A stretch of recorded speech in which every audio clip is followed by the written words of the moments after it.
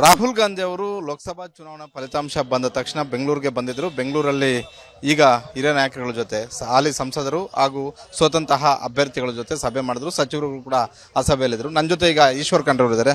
Sir, ಇವತ್ತು ರಾಹುಲ್ ಗಾಂಧಿ ಅವರ ಕೊಟ್ಟಂತ ಒಂದು ಸಂದೇಶ ಏನು? ರಾಹುಲ್ ಗಾಂಧಿ ಅವರು ನಮ್ಮೆಲ್ಲರಿಗೆ ಮುಂದಿನ ಹೋರಾಟಕ್ಕೆ ಸಜ್ಜಾಗಿ ಅನ್ನುವಂಥ ಒಂದು ಮಾತನ್ನು ಹೇಳಿದ್ದಾರೆ. ಇವತ್ತು ಇಲ್ಲಿ ಕರ್ನಾಟಕ ರಾಜ್ಯದಲ್ಲಿ ಹಿನ್ನಡೆ ಆಗಲಿಕ್ಕೆ ಏನು ಕಾರಣ ಇದೆ ಅದನ್ನು ಇವತ್ತು ಅರ್ಥ ಮಾಡಿಕೊಂಡು ಸುಧಾರಣೆ ಮಾಡಿಕೊಳ್ಳಿ ಅನ್ನುವಂಥ ಒಂದು ಕಿವಿ ಮಾತನ್ನು ಹೇಳಿದ್ದಾರೆ.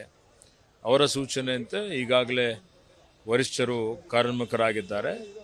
ಇವತ್ತು ಒಳ್ಳೆಯ ರೀತಿಯಿಂದ ಆಲೋಚನೆ ಮಾಡಿ ಇವತ್ತು ಮುಂದಿನ ದಿನಮಾನಗಳಲ್ಲಿ ಬೇರು ಮಟ್ಟದಲ್ಲಿ ಇನ್ನೂ ಹೆಚ್ಚಿನ ರೀತಿಯಲ್ಲಿ ಕಾಂಗ್ರೆಸ್ ಪಕ್ಷವನ್ನು ಬಲಪಡಿಸಿ ಪಕ್ಷ ಮತ್ತೆ ಬರುವ ತಾಲೂಕ್ ಪಂಚಾಯತಿ ಜಿಲ್ಲಾ ಪಂಚಾಯತಿ ಚುನಾವಣೆಯಲ್ಲಿ ಇವತ್ತು ಜಯಬೇರಿ ಬಾರಿಸಿ ಪಕ್ಷವನ್ನು ಮುನ್ನಡೆಸುವಂಥ ಒಂದು ಕೆಲಸ ಪಕ್ಷ ಮಾಡ್ತದೆ.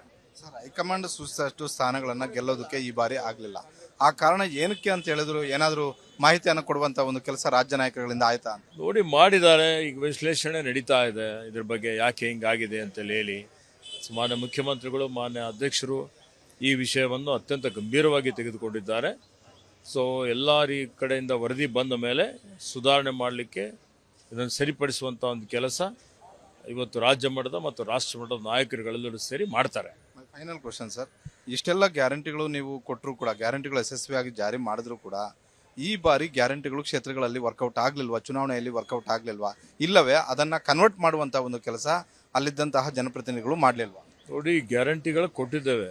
ಎಷ್ಟು ಮಟ್ಟಿಗೆ ನಮ್ಮ ಕಾರ್ಯಕರ್ತರು ನಾವೆಲ್ಲ ಹೋಗಿ ಸರ್ಕಾರದ ವತಿಯಿಂದ ನಮ್ಮ ಪಕ್ಷದ ವತಿಯಿಂದ ನಾವೇನು ಕೊಟ್ಟ ಮಾತಿನಂತೆ ನಡೆದಿದ್ದೇವೆ. ಗ್ಯಾರಂಟಿಗಳು ಮುಟ್ಟಿದ್ದಂಥದ್ದು ಅವರಿಗೆ ಮನವರಿಕೆ ಮಾಡಿಕೊಡುವಂಥದ್ರಲ್ಲಿ ಎಲ್ಲೋ ಒಂದು ಕಡೆ ನಾವು ವಿಫಲರಾಗಿರ್ಬೋದು. ಅರ್ಥ ಆಯ್ತಾ? ಗ್ಯಾರಂಟಿಗಳು ವರ್ಕೌಟ್ ಆಗಿಲ್ಲ ಅಂತಲ್ಲ, ಜನ ಅದರಿಂದ ಅಪ್ರಿಸಿಯೇಟ್ ಮಾಡಿದ್ದಾರೆ, ನಮಗೆ ಹೊಗಳಿದ್ದಾರೆ, ನಮಗೆ ಬರಮಾಡಿಕೊಂಡಿದ್ದಾರೆ. ಸೊ ಹೀಗಾಗಿ ನನ್ನ ವೈಯಕ್ತಿಕ ಅಭಿಪ್ರಾಯ, ಸೊ ಗ್ಯಾರಂಟಿಗಳು ಇವತ್ತು ಒಳ್ಳೆಯ ರೀತಿಯಿಂದ ಬಡವರಿಗೆ ಮಧ್ಯಮ ವರ್ಗದವರಿಗೆ ಭಾಳಷ್ಟು ಸಹಾಯ ಆಗಿದೆ. ಅವರೇ ಹೇಳಿದ್ದಾರೆ.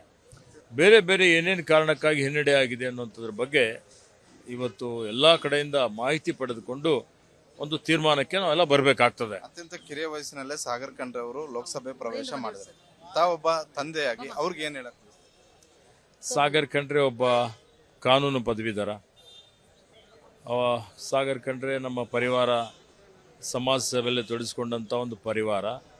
ಯಾವ ರೀತಿಯಲ್ಲಿ ನಮ್ಮ ತಂದೆಯವರು ಭೀಮಣ್ಣ ಖಂಡ್ರೆಯವರು ಹೋರಾಟ ಮಾಡಿದ್ದಾರೆ ರಾಜ್ಯಕ್ಕಾಗಿ, ರಾಷ್ಟ್ರಕ್ಕಾಗಿ, ಸ್ವಾತಂತ್ರ್ಯಕ್ಕಾಗಿ, ಕಲ್ಯಾಣ ಕರ್ನಾಟಕಕ್ಕಾಗಿ, ಇವೆಲ್ಲ ಮಾಹಿತಿ ಇದೆ.